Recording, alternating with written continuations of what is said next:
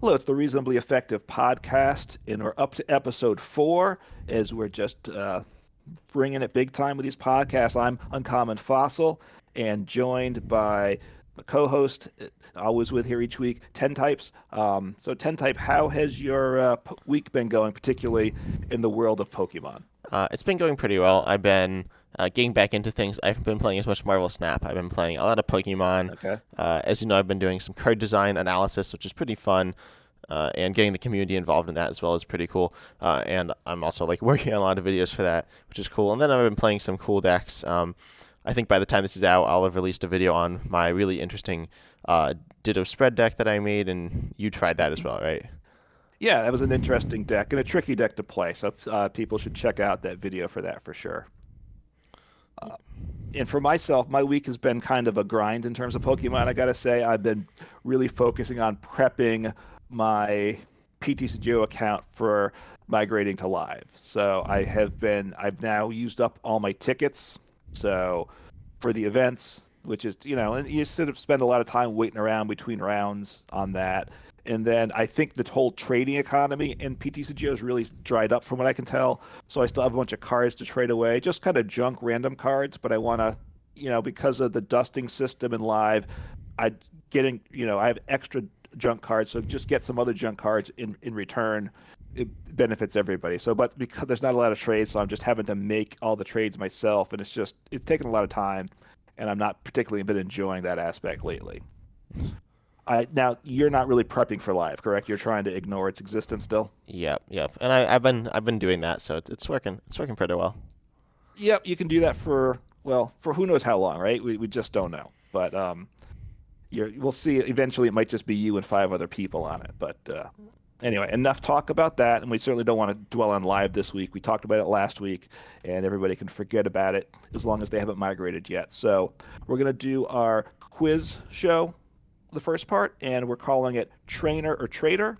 So we each are going to name a trainer card or a potential trainer card, and the other person has to determine whether it's a real card or not. So is it a trainer or a traitor? So we're going to do five cards because this should go pretty quickly. So I'll just get things started here.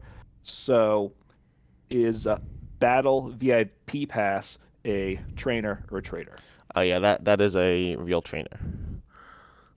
Now I said Battle VIP Pass. Correct. So you got that. It is correct. So good job. Yeah, so you chose an interesting one. I'll do another interesting one. Is Premium Battle Pass a real trainer? That is a traitor. Yeah, yeah. And it's traitor more ways than one, right? Because that is from live, which you certainly see as a traitor to the Pokemon game in general. Yes, I'm amused by our first two predictions. We did our suggestions. We did not like coordinate this, so that's funny. No, we did not at all. All right, so second question for you. Pokemon breeders nurturing.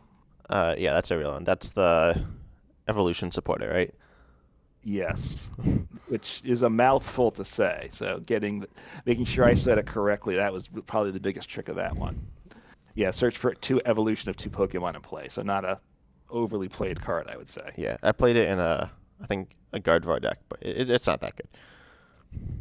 But I'll move on to my second one, and is our Crushing Gloves. Is that a real card? Crushing gloves. Yeah. Okay. The gloves. There's a lot of gloves out there, and they don't get a lot of play. And I certainly haven't played much of them, nor do we have seen much. I don't. I think no. Crushing gloves is not a real card. It's a traitor. No, it is a real Is one. that what it's called? Crushing. Okay. Yeah, it's more to metal. I'm not really sure why it's To called that one, but metal. yeah, it's kind of weird. It doesn't make a lot of sense, but okay. There you go. All right, got me with that one. So, I've got here rescue trolley.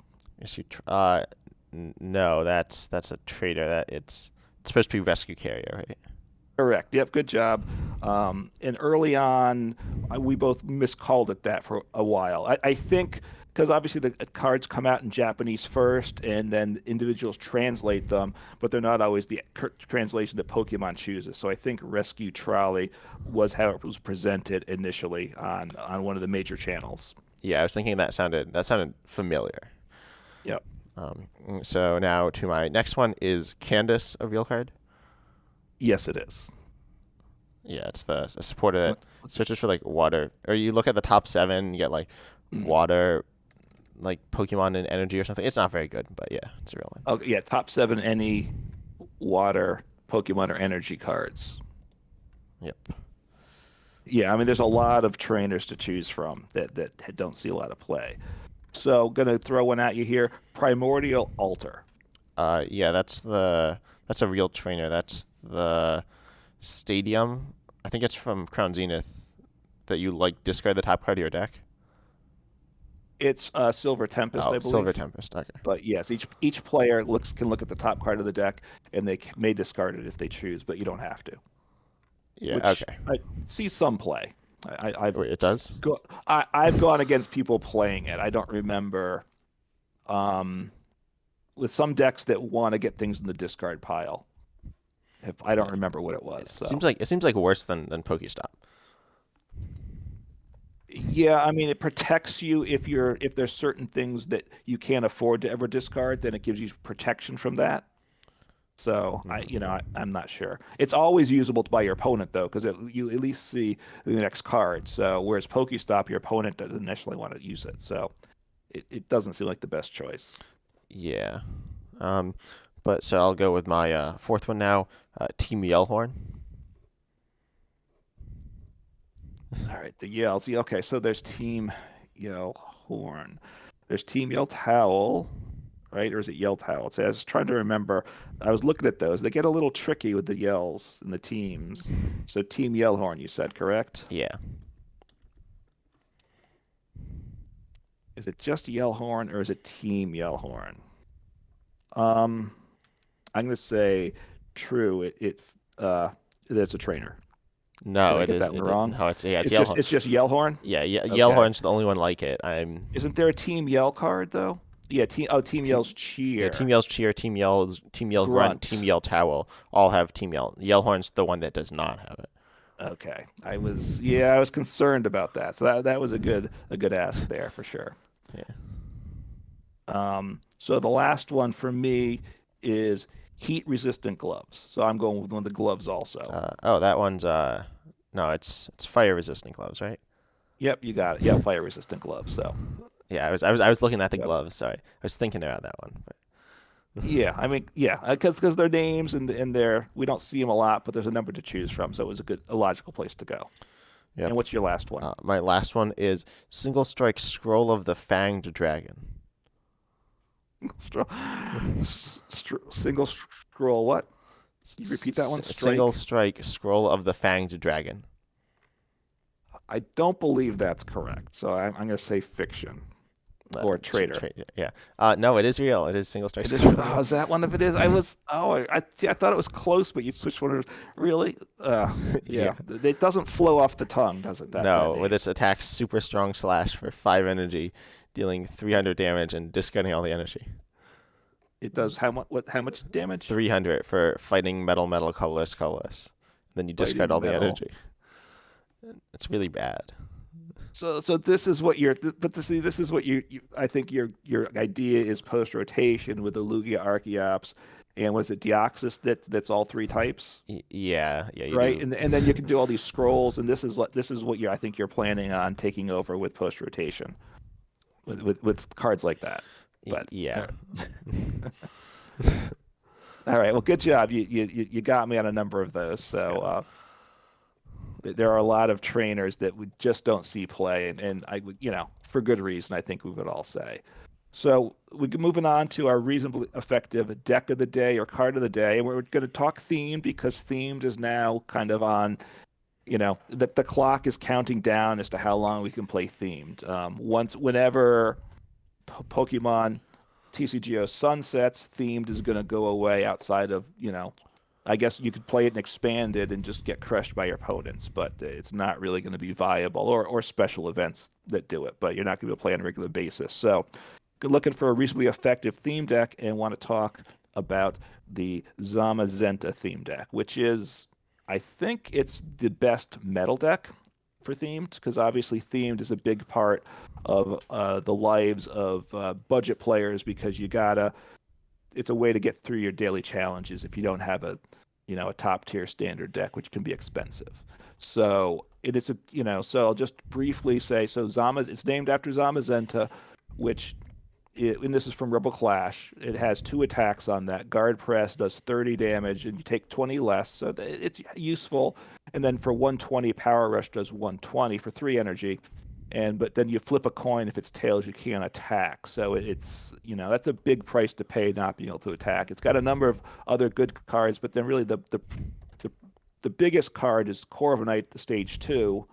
Perhaps they should have named it after that, but because that's really the one you attack with for the most part. It has Iron Wings, does 130 damage, which is okay, but not great for a stage 2. But then you can discard 2 energy, and then it takes 100 less damage the next turn. So it's almost impossible to get one shot at that point.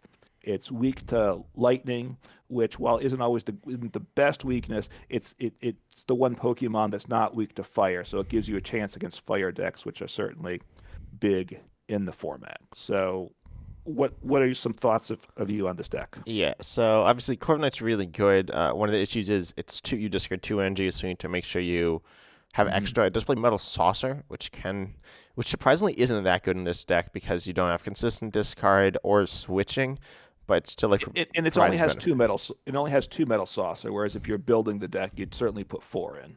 Yeah, yeah. But then the Corviknight's very strong. But I think we need to talk about the Zamazenta itself because you don't like this very much, do you? No, I don't. I mean, I like the deck. It's certainly my go-to metal theme deck, but I usually avoid Zamazenta. And it's a retreat cost of 2, so if it's there and you flip tails, it's not a happy feeling. But you like it more than I do, I think. Yeah, I think its first attack guard press is really nice. So when you're looking at damage thresholds in themed, one of the big ones is 120 or 130. So obviously, if you don't, you just get KO'd by 120 or 130. But then you can use guard press. 30 for 2 isn't bad. It's a nice poke. And in the early game, if you start this, you can definitely get this powered up. You won't get KO'd before you power it up, unless something absurd happens, like your opponent gets like a turn 2 Charmeleon in this Charizard deck or something like that. But realistically, you can get guard press up, and then you're taking less damage. And now your opponent's gonna pretty much not be able to one-shot you at all. And this means if you guard press into something, they don't KO you, and then you can go in for Power Rush to KO. But you can also just sit there and hide behind a Zamazenta repeatedly using guard press while you set up like a Corviknight. And I think Zamazenta provides a lot of value as like a nice wall. Not as much, obviously, as Corviknight, but I think it's pretty nice defensively. And you also have Potion in this list to be able to heal off even more. So you can tank a lot with this. And it just provides some solid pressures like a poke-style Pokemon. Yeah, I mean, I can see the value. I probably should consider it more than I do. I will say though, with Potion, I probably am looking to heal off maybe the Corviknight if that helps, or one of my other Pokemon. Because I know I like the Ferrothorn more than you do in the deck. I think when we've talked about it, you don't like it that much, but it's a stage 1. It has 2 attacks, 1 for 1 energy, triple smash, flip 3 coins, does 30 per heads, which isn't bad. Now, obviously, the flipping just makes it very unpredictable, but it's not bad. If you have a Pokemon knocked out and you don't have anything set up to attack with, you can put this out there with 1 energy, and you should be able to get some damage. And if you get lucky, you'll get a knockout. But then the second attack, Energy Slap, does 100 damage, and it gives you the option to move all energy from this Pokemon to one you're benched. And I like to use it, Energy Slap, take a knockout, and then move the energy to my Corviknight as a way to get all of a sudden you've powered it up, and now you can have probably like 2 or 3 turns where you're discarding energy from Corviknight, and that really, I think, puts me in a good place in the game. Yeah, obviously, so you said I don't like this one as much. A big part of that is because one, as you said, Triple Smash is inconsistent. Triple Smash is pretty solid, but it's not amazing. Average of 45 damage per 1 energy, and the stage one's nice, but not amazing. But then Energy Slap, which is like the big payoff attack, it doesn't do that much. And then moving the energy off is nice if they're going to KO you, but they can always just not KO you, and oftentimes they do that. And Zamazenta isn't exactly a setup deck because most of the Pokemon like don't need big combo pieces except for Corviknight, which wants a bunch of energy. But usually your opponent gains more from having the extra time to set up. I find like Mhm. if you're against a deck like say Dragonite, they're just gonna set up their whole board, and you can't really like if both of you are perfectly set up. I think Soaring Storm will probably win. If you have like a ton of energy on Corviknight, that's really good. But I Mhm. feel like Ferrothorn doesn't like. It's not bad, but I don't think it's like amazing by any means. Yeah, well, I mean, like when you say Soaring Storm, that's probably the top deck, and this is not at that level. I agree. Now, a couple things with Ferrothorn. I don't mind the triple smash because there's times in the middle of the game where you do some damage and you have a turn like that. But with the energy slap, I usually don't want to do that unless I have another energy in hand that if they don't knock me out, I can hit into them again. And like you said, sometimes you don't get the knockout, so therefore if you're like 20 short, which is common, right? Like 120 is an important number. You just need one head out of three on a triple smash. You'll probably get it. So it's not that bad. But, it has this downside. But then the other attacker, which is one I really like to prioritize and do it early if possible, is the Bisharp, which has the first attack is the main one. It's a stage one, has 120 HP. It's weak to fire, and that really is one of the big problems with the deck is fire is so strong. But it has charge order. It does 30 plus 30 more damage for each benched pawn yard that you have. So one energy, and if you have two pawn yards on your bench, you're doing 90 for one energy, which is a very nice attack, nice payoff you get. And you have to get the right cards, but it's not always that hard to set up. So Yeah. that's if it falls to that early, that you put yourself in a good spot in the game. Yeah, and you also only have three Pawniards in the deck, which isn't great. Right. Often like it's not crazy uncommon to sacrifice a Pawniard in the early game Hmm. because it just you don't really want to sacrifice your really good payoff Pokemon, so you often sacrifice that, and then you're just not going to be able to hit as much with Bisharp. It's very good. 90 for three is good. Even 60 or sorry, 90 for one is good. 60 for one still pretty good. Um, I Hmm. don't know. It's just not amazing though. Also against I think I don't know, it's just not a Pokemon that's particularly great. I don't think. I think what you're looking for in this deck, the deck as a whole lacks is a Pokemon that can do big damage, and so Bishop's pretty good. I think it's better than Ferrothorn definitely. Um, but it doesn't like hit that hard. It's not that tanky, so it's good for No, it's poking in the not. early game if your opponent like doesn't get Hmm. set up. As soon as they get much like many things going, it's bad. And also in terms of typing, which I guess applies to pretty much the whole deck. Obviously bad against fire, but also really bad against Yep. lightning because obviously they can hit your Corviknight for weakness, but probably more importantly they resist metal generally, so that's pretty bad. And then all these like Yeah, weak attackers just are doing almost nothing. So mhm. yeah, Yeah. Against lightning Pokemon, in some ways, it can feel worse than fire. But then the other Pokemon, which in the deck, which is very useful, I like it a lot, is Duraludon. 130 HP, so therefore it's 10 more than the 120, and that's meaningful. A lot of times they can't one-shot you.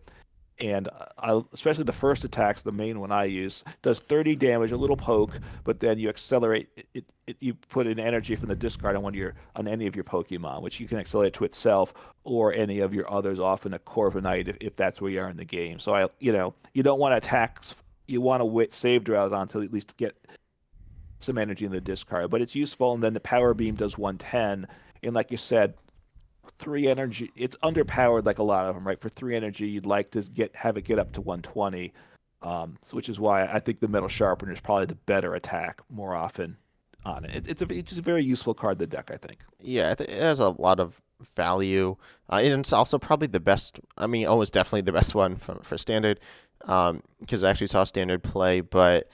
I think like Power Beam's okay as well. 110's not horrible, and after No. Metal Sharpener, like Power Beam does enough, so it's not that bad, but it's not great either. It's like in some senses it's very similar to Zamazenta where they both have a poke attack and then a big attack and they're somewhat Hmm. tanky. Um, I think Zamazenta's possibly more. I don't know. Duraludon might be better, but they provide like the same thing. Duraludon's not as good for like stalling in the early game, so that's why I feel like Duraludon, if you start off badly, Duraludon's not going to save you. Versus something like Zamazenta can save you. But like you like Duraludon much more than Zamazenta, right? I do. Yeah, I'm not a big Zamazenta fan. I think Duraludon is a key piece somewhere in the middle of the game, getting usually your Corviknight set up. Like you've got enough, you've got a Corvisquire or maybe a Corviknight. You've done some damage and you got some energy, and attacking with a Duraludon or two in the middle is good. And you do have some switch cards, so there's times like you might attack with Zamazenta, you flip tails, you swing into a Duraludon and kind of set things up too. But to me, I find a lot more value in the Pawniard, in the Ferrothorn. The Pharaoh Seed, that's the Pokemon I sacrifice early game when I have the opportunity. When if I have to sacrifice something, that's which I think has the least amount of value of any of the cards long term. Yeah, that's definitely true, but like it also has a 2 or 3 cost, so that's one of the things your opponent will just leave in the active. They're just sitting there very sad, and then you evolve into Ferrothorn and you flip triple tails, and then you're still very sad. So Well, I just don't flip tails, so that that's just about being a better player there. But yeah, I mean, yeah, yeah, you're right. But you're flipping with triple smash. You're averaging 45, so that's not bad if you're stuck there, right? There's worse things than that. yeah, it's definitely not horrible. I mean, Ferrothorn provides value. I think it's definitely the worst like line in the deck because Yeah, I would the agree. deck overall is pretty solid. Um, And the trainers are pretty good. We definitely should talk about them. I think it's got 18 metal energy, which is a fairly heavy amount, right? We've mentioned some. We mentioned Metal Saucer, which is a terrific card. Part of why, and you said it isn't as good as this deck, and I agree. Like I said, partly there's only two, you'd want four, but then the other issue, which is probably the bigger one, is until the Rookidee and Corvisquire are not metal; they're colorless. So you can't. You'd like to accelerate at the beginning to like a Rookidee or Corvisquire to be getting energy for when it evolves to Corviknight, and you can't do that. So that's one downside to Metal Saucer with this deck too. Yeah, I definitely think that's true, and then the lack of switch as well. I think that's Metal Saucer like is such a good card. I think it's pretty clearly the best card in this deck, other than like research. But it's like it honestly doesn't. It feels okay to draw, but it doesn't feel that good because you can't get energy in the discard consistently as well. So that's kind Right, of there's no unfortunate. train. Right, the Pokemon draw is PokeKid, which is useful. Obviously, it uses your supporter for the turn, but certainly to help get your Corviknight up, having the ability to target that is important. Certainly, like Incense would be a better card, but this has use. And then you have Great Ball, which is two of those, which is just a random search, which isn't great.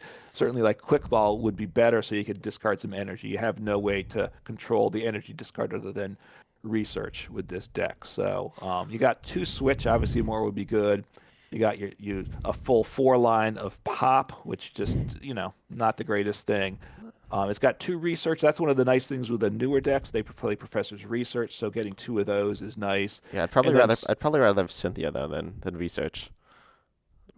I think yeah, it's especially with this deck, because like if you have to research away a Corviknight and there's no recovery for Pokemon, it's not a good feeling. yeah. So I'd say the newer decks aren't better then because the older decks all play Cynthia and the new decks all play research. So I think the older Well, I ones are think, probably better. but the Charizard deck, I think that has Rod, ordinary Rod, correct? So you can get recover, hopefully. Yeah, that one has Rod, but you also have like the Battle Sense Charizard. So then you like discard Yeah. cards and then you need to Rod that stuff back. It's kind of awkward. Yeah. I think yeah. I mean, I think in the Rillaboom, I think I like researching that deck, but otherwise, I don't. You're right. Cynthia is probably better for theme deck, and I think as I'm thinking back, as new players, one of the things I had to get over, and I think most people do, is the value of discarding cards. Right.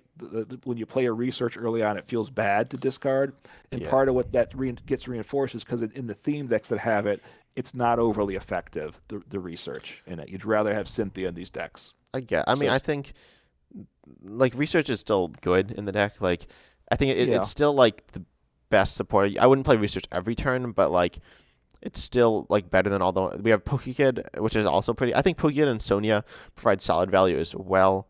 Yeah. Most notably PokeKid. But then like research is also very good. and I think that it enforces okay values. Like some people just don't like ever research away like moderately okay hands when you definitely should, because it like gives you the potential to draw into better stuff. Um, but Yes. like PokeKid gives like, and I guess this is another thing to talk about with theme decks is obviously like teaching the player, and PokeKid Hmm. teaches like the search is good, which it is, even though it's in a supporter and it's usually should be on an item. Teaching search is good is still good. Right. I mean, right. Like in terms of standard play, PokeKid, you really would never play that because there's items that do almost the same thing, which are much better. Research obviously is in standard decks, and Sonya was in some standard decks. Those were like the main ones there, And and now Saucer, yeah, Saucer, and and yeah, right, Switch, Saucer, and right, yeah, Switch. and Yeah, I Great kind Ball of as well. Great Ball sees some play, and Potion sees play. Potion limited. Yeah, I not a like lot. Great Ball more than you do. There's decks where it works. You Ye- don't like those type of decks. It works in decks that are built towards randomness and see what you got and deal with it, which you don't like much. But Yeah, um, and switches like everybody has a million switches, so I don't really count switches. You know what I'm saying? Switches are yeah. you find them everywhere. Well, but But I'm yeah, saying like in terms of teaching the player, Switch hmm provides like helps, especially in this deck. I think Switch actually provides a lot of value in this deck. yeah, Unlike most theme decks where you playing like Switch isn't very necessary, but like this right. deck has a lot of Pokemon with high retreat cost, and conserving your energy is very important, so you can build up to the big Mhm. Corviknight. And I think what this deck's actually, it's not super hard to play, but it's not the easiest either because you can definitely commit energy to the wrong Pokemon, and that can like seriously that can just cost you the game if you make a small mistake where you attach the energy turn one, then that can like hurt you. Yeah, I think you're right. In terms of learning the game and playing a smart game, I think this is certainly a good deck for that. It's not a low skill level deck. There's harder ones probably too, but trying to not put yourself in the spot where Zamazenta, and if you flip tails, you lose the game. You need to have a plan that avoids that situation. When, say, accelerating with Duraludon's useful, when to accelerate to Duraludon versus the benched and such, and when to push with it. You have enough options in the deck. Really you can attack right with every card I think in this deck, which is uncommon for theme decks. So that makes Like it a being good to attack with, not like able to attack, right? right that there's a place where you want to use the attack. And there are damage attacks, unlike say Soaring Storm with Grimer, which you attack with, but obviously you never really want to be attacking for damage with it. Yeah. Are you also talking about the pre-evolutions and just like the final evolutions? With what? You said you want to attack with all the Pokemon. Like I don't ever Oh no, like I mean the attack with final like, evolutions. okay, Correct. You yeah, don't want to attack with the pre-evolutions of really any of yeah. them. They're That's okay. They're not like complete garbage though. So they're okay. they're okay, but the final evolutions are much better in all cases, Yeah. right? I don't think I don't think that's a big negative for the deck because that's relatively common for Pokemon in general. Yeah, yeah. Um, The one game I almost had to attack with like a Curlia, but that's not that common. yeah, so I'm not, as I'm trying to think quickly. Are there other theme? There's probably not many theme decks where you're happy attacking with every Pokemon in the deck, right? Obviously, um, there's situationally, there's times some are better than others, but I'm trying usually, to think. Like most well, like a lot are like have set up attackers, but you still want to attack with them. I'm thinking hmm something like, for example, Stormcaller. Right? You're probably fine attacking with everything in that. You got the setup colorless ones. You got Raikou, which obviously you only want to attack with later, but hmm and like the other lines are all very good. yeah. I mean, this one there's a potential for attacking for damage with all of them, Yeah, which I guess that might be. It's certainly unusual, I would say. yeah. It's kind of weird. It's one of those decks, and this is I guess why you like it. And it's an interesting deck because you just go with what you got because Hmm. nothing here is amazing except for Corviknight. I think Corviknight's very good, but the rest Yeah. are all like just like pretty good, and they don't feel horrible to use. And that's what makes this interesting. That's what makes it reasonably effective. hmm It's rare that you'll have a game where you just can't do anything because you should always have something, especially with Pokekins. Like Sonya actually has a lot of good value in this deck because you can get Zamazenta or Duraludon, which both provide good value, and then Yep. obviously you can help set up as well.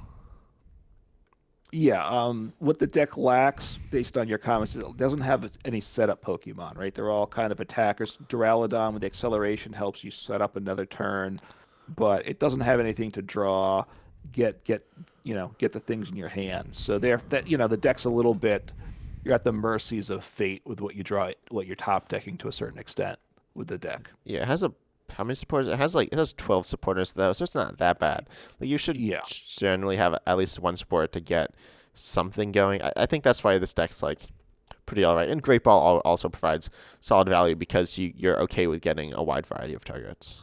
Yeah, I mean it's a reasonable effective deck, and honestly, if Fire wasn't so strong, it would be, I think, a pretty good deck. That's kind of my thoughts. I think the deck is pretty good. The problem is Fire. It's now the meta is stopped developing a long time ago, so really Fire is some of the strongest decks. And as you said, Lightning really causes trouble for Corviknight because it resists you and hits you for weakness too. So the typing is not good, and that holds the deck back a lot, I think. Yeah, it's only like good matchups are like it resists grass, which is very good. If you play this against Rillaboom, Yep, you're probably you're in gonna good win. shape. Hmm. Um, but then other stuff like it doesn't really hit anything for weakness that I can think of. Um, Yeah, I was just trying to think that I don't. There's not. Yeah, I'm not sure. There's really anything meaningful. There's the water deck that came out, the later water deck, right? Has yeah, some. Glare and Darmanitan, I guess it hits for weakness. But it's just so like that doesn't seem that much. Like I mean, it's No, also there's better water. You see yeah, it sometimes, but there's better choices for water. yeah. But I think that's it for this deck, right? There's not like too much to Yeah. say. It actually play. You said 18 energies a lot for like a deck. It is, but for themed, it's not that much. It's probably on the low end. Is it on the low end? Yeah, Okay. it's usually around 20. I mean, it I may be guess average, but it's like it's it not that high certainly. okay. Yeah, it certainly this is I don't think I've ever run out of energy with this deck. So it's more energy probably than the deck needs. Yeah, that's true. That's pretty much true with every theme deck except for maybe like Soaring Rillaboom, and Soaring Storm with all the discarding. maybe, and also Relentless Flame as well. Yeah. But so like I said, I think so it's a reasonably effective deck. The best choice for if you have any metal challenges. It's my go-to deck. It does all the things. It evolves. It hits for damage. It takes knockouts. So it's a good choice there. Yeah, I think one other thing is that comparing this to Zacian, like you never see Zacian almost ever. Zacian's Yeah. not that much worse than Zamazenta, just like a tiny bit worse than deck. But I'll pull it up here quickly, I guess. If Hmm. you're watching on audio or just listening, obviously you don't see it. But like this actually seems more like a normal deck. There are some bad lines. Glam Stick is horrible. There's a set of Pokemon. There's like different type. It's just way different. It's not significantly worse for metal challenges as well. And it's a weaker deck overall. Like, oh, it plays Pokemon Catcher. Like I like don't play this deck. Right, So Pokemon Catcher, which is a nice card to have, obviously. yeah. And then you have the Unfazant or however you say that, which is very similar to Corviknight, but it's like one, it's not metal, and two, it's a bit. I don't know. I'd argue it might be about as good as Corviknight, but it's just like interesting to see the contrast where like no one plays this deck. Everyone plays Zamazenta. Right. I mean, Unfezant, I'm looking at it does more damage at 150, but you discard an energy. You have to discard energy, and you don't get the tankiness. So Well, therefore, like the it's first attack's good though. it is. Yeah, 50. It is. You do 50. Yep. You take 50 less. It's very like stable. And then P Dove as well. Like you have P Dove for setup to get the rest of your line. It switches out like your whole line, and you have like Halucha, which also like sets it off and stuff like that. This is a much more like unique deck. But no one plays it because it's just worse. Yeah, it's just a little worse across the board, I think. So, yeah, and so Zacian probably not quite as good. It does 30. It accelerates an energy to itself, which is good as long as you're not knocked out, of course. And then you flip on the big attack, and you can attack the next turn, but you have to discard 2 energy if it's tails. So you're back to your first attack the next turn, assuming you survive. So Yeah, it's Zacian's a bit worse. The deck doesn't like Zacian doesn't have that tankiness of Zamazenta, so I think that's what holds it back. yeah. Yeah, so yeah, I mean, yeah, Zacian's probably just a little worse, but you have Zamazenta there, so why go? Why not just play But why not just play Zamazenta? Yeah, but I think it's time to move into our final segment here, Yep. where we're looking at, I guess, two sets or two mechanics Right. that are both in standard right now. It came out like around a year apart. The Lost Zone mechanic from Lost Origin and the Fusion Strike mechanic from Fusion Strike. And well, tell us how they're like similar. Right. I mean, they're each a mechanic with a set of cards. They each really came out, I think, within one expansion in basically their entireties. So Yeah. that makes them kind of similar. Obviously, Fusion Strike is a battle style, so it relates to Rapid and Single Strike, although it was much delayed from that. So I don't really think of them as related, I gotta say. Just it works so differently. Um, so that's Fusion Strike was good. like the one set pretty much. Then Battle Styles were the whole year, except they kind of like the Rapid Strike and Single Strike like toned down as it like went on. So Hmm. um, yeah, but there are two packages. Oh, there's like a package for each. There's the Fusion Strike package, which is UV Max and Genesect Yep. and Hmm. some other stuff, and then um, there's also the Lost Zone package, which is Comfy, Close Experiment, Cramorant, Sableye, and Mirage Gate. And the two of them are like, you don't think they're equal, right?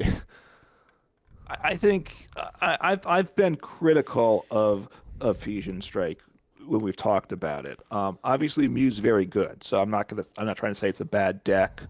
I think the fact it's such a strong package. I wish they hadn't released it at once. I wish they had kind of released part of it so people could mess around with it and then get it better over time. I think it would have made the game more interesting rather than Mew being so dominant from the start. And with Fusion Strike, it's really there's pretty much just one way to play it. You have Mew, you have Genesect, and you pick a few of the Fusion Strike pieces that you put in. And there's a number of other Fusion Strike cards, but they just get ignored because they don't make the deck better. It's really a one, it's a one trick pony. It's just one deck with Fusion Strike, in contrast to Lost Zone, which it opens up to a lot of possibilities. Yeah, I think and one thing to keep in mind about both of them is they're both very good. So Hmm. as soon as they came out, they were like best second format, which is actually true about like every set, which is kind of silly because I got a comment on one of my videos. They were like, I don't like when Pokemon makes cards that are like good for the next set and then they're immediately bad after. And I understand that, and I completely agree with that. Except I said, and I replied to this person, I said, yeah, that's true. But a big part of that is the community because they just like ditch a card after it's been out for like a set and then they never play it again, and then they're like, yo, this is so bad Right. when it's still like just as good as it was. Something like Arceus right now, which honestly it's still seeing play, but Arceus, Palkia, they're still very good, some of the best decks in the game, but people are just choosing not to play them because they want to chase the new deck, which is like Lugia or whatever. So yeah, that's something to keep in mind here. Yeah. I mean, that's definitely true. People are excited about the new thing, and they just ignore whatever was there before. So, I mean, obviously, now Mew is certainly still seeing play, and it's still very good. And Lost Zone, I imagine, is going to see play for a while too. But yes, people like the new thing, so they quickly move away from it. Now, like I think with Fusion Strike in particular, it all came out in one set. I think there might be one or two cards that came later. I'm not sure, but basically, it's not really developing. Whereas Lost Zone, while yes, there's not more Lost Zone cards, I don't think per se. It's so flexible, right? So it fits in with other new cards as they develop, as they come out better. So it's got more life and more development in Lost Zone naturally, I think. Yeah, I think there are a few things to say about that. Yep. One, Mew has developed a little bit, notably Hmm. moving. Well, first it started off playing Psychic Energy, and now it plays um, Fusion Strike like Meloetta, and then it like at first they didn't Hmm. play the Meloetta, but they just played Psychic, Right. and they still played Fusion Energy, but then they leaned more into Fusion Energy with Meloetta, and then they went into Double Turbo Energy, and that was interesting. It did come out later, but people weren't Hmm. trying that even when it was out. So it has had some development, not a ton. Yeah, no, you're right. No, you're right. People played it one way, then they realized, oh wait, Meloetta is good. Then they decided to go away from Meloetta. Kind of Meloetta is probably back for a large part of it, and obviously like the Forest Seal Stone makes the deck better too. So it can add pieces in, but it's still within all around the Mew Genesect. That's the framework, and everything else just kind of fits around it. Yeah, unlike the Lost Zone, which is obviously you need Comfy, you need Clover's Experiment, but then you can go a Yeah. few different ways. You probably always play Cramorant just because it's a good card, but it's not Hmm. like your deck's a Cramorant deck. You probably play Sableye, but you don't have to. And then you can either choose to play. You can play Mirage Gate, which is good. It's very Hmm. good. I mean, a bit overpowered, but it opens up a bunch of Yes. opportunities. Unlike the Mew engine, which is the engine of the Mew VMAX deck is Genesect, and Genesect does not give any options. Pretty much, it just says so. It's draw. I don't remember the exact phrasing of the ability, but for each Fusion Strike and Pokemon you have in play, you draw until you have that many cards in play. So if you Until have like right. 5 Fusion Strike Pokemon in play, you draw till 5. You can do that for each Genesect. That means you want 6 Fusion Strike Pokemon in play, so you can draw till 6 4 times a turn. So you draw half your deck on the first turn of the game, which is just Yeah. absurd. Um, but then you really don't want to play any non-Fusion Strike Pokemon. I think the only one Hmm. that's really seen played is Pumpkaboo, right? In that deck. Yeah, Pumpkaboo. Sometimes they'll throw in a counter card Oh yeah, occasionally like too. Drapion I've seen. Yeah, but those are cards you only want to play situationally because, like you said, you want to fill up your bench with Fusion Strike cards. So it really is forcing you, not quite to the degree that Eternatus forces you to play Dark Pokemon because you can't play anything else at all. But it's pretty similar with Mew. You want all Fusion Strike cards basically. Yeah, and also I think so they both. Would you agree with me when I say both of them are a bit overpowered? Yeah, I mean, when Mew came out, it was very dominant. It didn't win everything, which is part of what's good too. People can beat it. Now, obviously, with Mew, because you're attacking primarily with one card, Mew VMAX, it's got one weakness. You can counter it much easier. Fusions, the Lost Zone, you have more options. It's a little harder to counter in that regard. Um, but yes, it's very good Yeah, I for think sure. one thing about Mew we've seen it's one of, if not the number one card that's seen the most counters printed. Hmm. Notably, the biggest counter is, of course, Drapion V, which just one shots Mew. And Yeah. then also Myena, which also just kind of one shots Mew.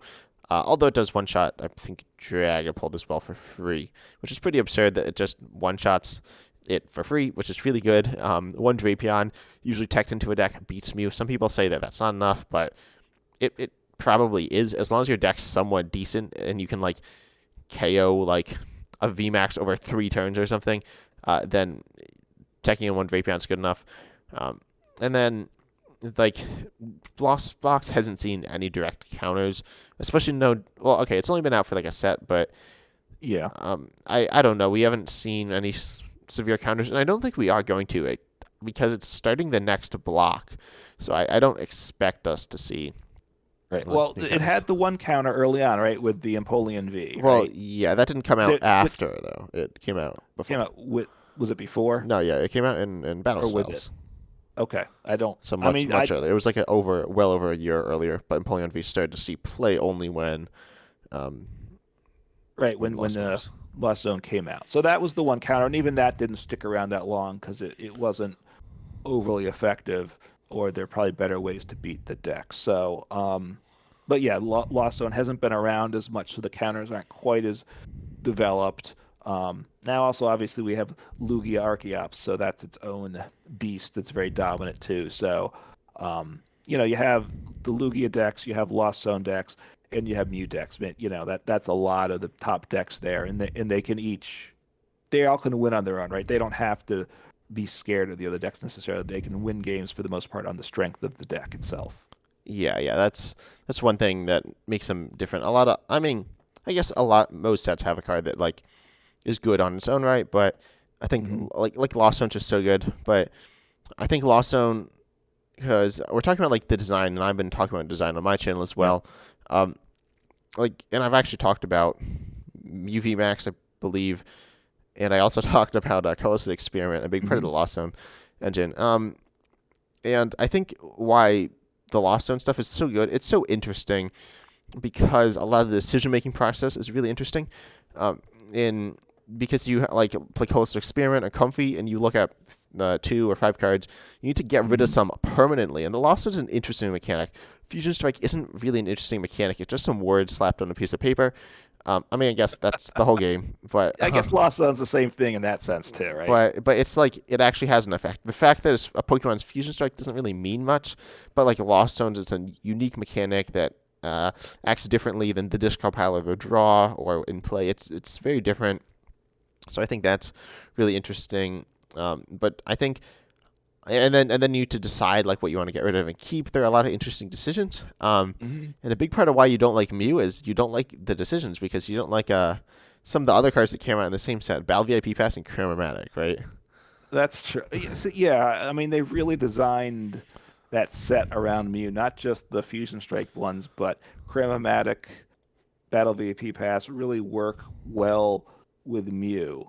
And they work into other things too, some, but they really, there's not a lot of decks that play Chromatic, probably, right? But because of Genesect, you're just the idea of you can just pitch a card is now a good thing, which you normally don't want to just get rid of cards for And the it's an sake of item getting rid card of as well, cards. which is not something that you almost ever want to get rid of. Right, yeah. If you could get rid of there's always some Pokemon you don't want, or you can only play one supporter for turn. So if you get rid of those cards, that would actually probably be a better option. But you don't have that. And then Battle VIP Pass, so you can set up and just explode on turn one.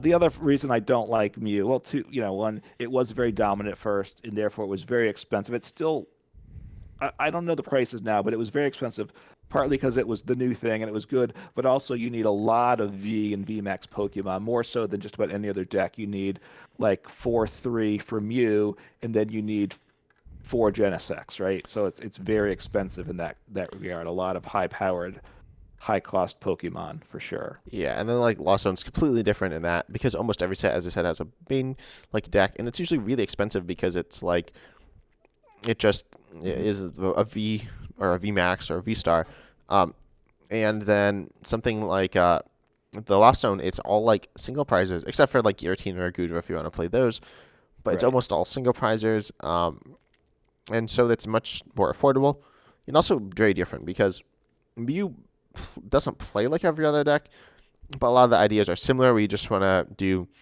draw through your deck, do big damage through a low process, unlike something like Lost Zone where you do want to do big damage, you do want to draw cards, but you also want to Yep.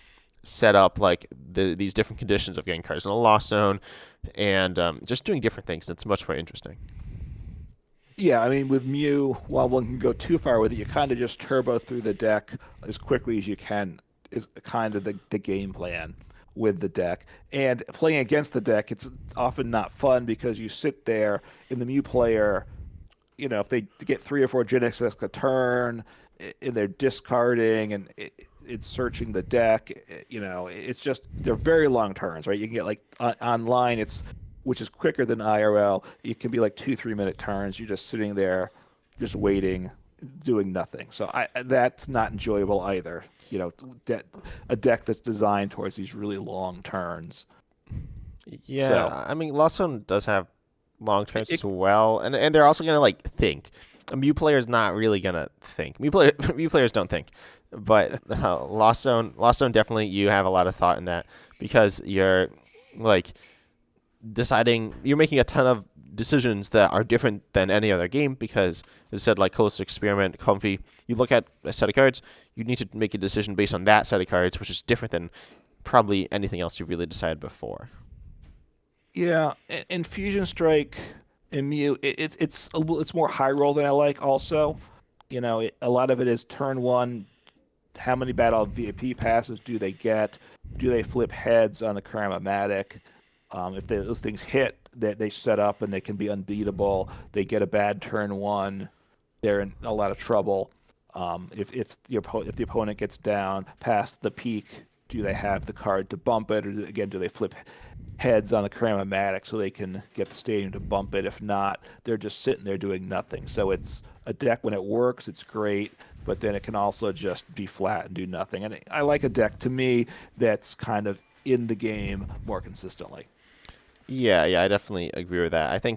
Um, I think part of why Mew appears inconsistent is because it has the power to push on turn one and do big damage. Pretty Mhm. much no other deck in the game does that. Um, Yep. and also it doesn't rely on, it relies on Genesect V, which is very vulnerable to Path of the Peak. I think one thing to Mhm. note about both these decks is they've caused a rise, not as much Lost Zone because the counters in Empoleon V, but it causes these like unpleasant counters to arise. We've seen Path of the Peak as a counter to Mew, and Mhm. Empoleon V as a counter to Genesect, or as a counter to Lost Zone. Lost Zone, and both those aren't enjoyable to play against. And then they both are countered by Weezing, which is also not fun to play against. So it's a bit annoying when one deck that has like a weakness that's very common with other that's like just Mhm. annoying for other decks. It just creates a bit of an annoying metagame sometimes. Yeah, well, and Weezing, Inteleon is still a very powerful engine too. So obviously, Ability Lock is very strong. Weezing though doesn't set up well, develop itself very well. Otherwise, it would be a really, I think, a much more dominant deck than it is. Yeah, I mean it's still certainly borderline top 10 right now. I've got to say, with Yes, probably a Eternus. yeah, yeah, oh yeah, it's a viable choice for sure. I mean, I think Mew is a much more linear deck in it. Lost Zone, you have a lot more ways you can build the deck, and even once you get into the game, you've got to adapt to what your opponent's doing and throwing at you. So I think it's more interesting, right? You have those difficult choices. What are you going to Lost Zone? What are you going to lose permanently? Because all 60 cards in your deck for a reason. So you got to know what you need to do for that turn and what you need to do multiple turns ahead, I think, to pilot Lost Zone. So it's a higher skill level deck, I think. And like I said, it's deck building wise, I think it's a lot more interesting. You just have a lot of choices with it. I think it's a nice mechanic that they added there. Yeah, I think it's fun, and it's also a mechanic that's existed. It's a weird Yeah. mechanic. We've seen a few sets that have had it, and Hmm. it's mostly just the same idea where one set has Lost Zone. We saw, I think it was Lost Thunder before, and Hmm. I think it's Call of Legends was the first one. Maybe I don't know if that was the first one, Okay, but I'm not sure, but yeah, there are a few sets that have Lost Zone, and they're really interesting sets too. I think I'm not super familiar, but I think Lost Thunder was a really cool set, and it had like I think one thing to know is Fusion Strike. The set had almost nothing else. Right? It was like pretty garbage set. It was just all the junk hmm that was ignored through the other like three sets of that year. So there are these like it was really big, and they had so many like useless cards. And then what were the yeah, good decks? I think there was Inteleon VMAX and Gengar VMAX, and like that was it. okay, Which are yeah. they're both okay, but they're not that good. They were okay, but not great. But yeah, the Fusion Strike set was the international set that took all the bad cards that did from the Japanese earlier releases they hadn't released yet, and they kind of dumped that all in, which also drove up the price of Mew because I think it was a very big set in terms of number of cards, but there were only a few cards that people really wanted. Yeah, and then like Lost Origin had so many. I mean, the Lost Zone itself opened up a bunch of decks, Hmm. including like the basic Sableye, um, Cramorant, and then also stuff like the V Stars, like Giratina V Star, no, sorry, Hisuian Kuta V Star, as well as it had like Hisuian Zoroark V Star, which is a lot of decks from a new set that are all very, Hmm. very solid, and I think it just was more interesting. And they like Fusion Strike didn't have much. There was, I think, Let's All Roll Out was in that set, but it's pretty like not good. So Right. Yeah, I mean there were some other options in that set with the Lost Zone things. And I had one of my favorites, Rotom V, which I still is thinks fun to play, although, it's not the best deck in the world, obviously. yeah, I just got logged out. I think Did you? from Okay. Pizza Joe. So do you think it's about time we wrap up, or do you have anything else to say? No, I think that covered it pretty well. So I think for both of us, right, we not big fans of the Fusion Strike mechanic in that set, and then Lost Zone, we're our fans. Now, I want to question before we're done. We're rotation's not that long off. We're losing some pieces for both. I'm particularly concerned with Lost Zone and like say the loss of net. How do you think the two mechanics are going to be post rotation? So Fusion Strike's not losing that much. What's it losing? It's losing like Quick Ball, right? It's not losing, right? That one's not losing much. It can basically almost stay the way it is, I think. Yeah. So I don't think Mew's losing too much, unfortunately. But we are seeing, as you said, Lost Zone is losing Scoop Up Net. That's like the big thing. It's also Yeah. losing a few like attackers, but nothing insanely good.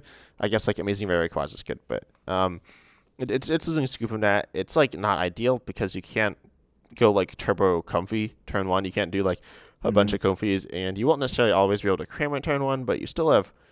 And I think we're also losing Switch, but you still got Robe, you still got Switch Cart, so it's not that bad. Hmm. Some people I think are a bit scared of it, like it being hurt a lot from rotation, but it's gonna be fine. It's not losing anything that important, so I don't think you should worry about it too much. It'll obviously everything loses something, but I don't think it's getting. I think it's getting hit less than most decks. Yeah, it could be true. It sounds like from what you said, it may lose a turn though, getting going. Depending with the new things that come out, might put it makes it in a tougher spot. I'd actually argue. Well, so you're not really familiar with the new stuff, right? Like at all. No, no, I don't worry about Um, that. No. but so they're EXs, which are like evolutions. So they're Yeah. probably slower. So if you lose a turn, it's not a big deal. I think I don't think it's actually going to result in the loss of a turn. I think it's going to result in. Well, I think you'll be attacking with say Cramorant more turns in the early game, which isn't that Okay. bad. I think you can still get off the turn one Cramorant though because you can play a bunch of comfies. Your board might be a bit crowded, which isn't ideal. Hmm. But like you're gonna play two comfies as opposed to just having one and looping it with net, which isn't even that good. You're burning a lot of resources. So Right. I think it's fine. Like yeah, I don't think you're losing like a whole turn. Maybe like half a turn, which is a bit of a weird thing to say, but I think you're losing not too much tempo. Okay. I mean, I like Lost Zone, so I'd like to see it continue to be in a good place. So for sure. So Yeah, but I think it's time we end it. yep. So this has been the Reasonably Effective podcast. I hope you've all enjoyed listening. Also, if you're presumably watching this on YouTube because I don't think we're putting it on anything else just yet, but we'd No, be we got to really figure that out. yeah. And this is on both 10 Types and Uncommon Fossils channel, so you can check it out on either of those. And it'd be really appreciated if you liked, subscribed, and also if you commented down below on like what you thought of the stuff. But also, if you want it on another platform, if you know how to put it easily on another platform as well, it seems like a bit of a weird process. But yeah, we hope you've all enjoyed. Anything else you want to say before we send it off? No, I think it's been a good podcast. Hopefully, people have enjoyed it and have a good week playing Pokemon. Yep. See ya.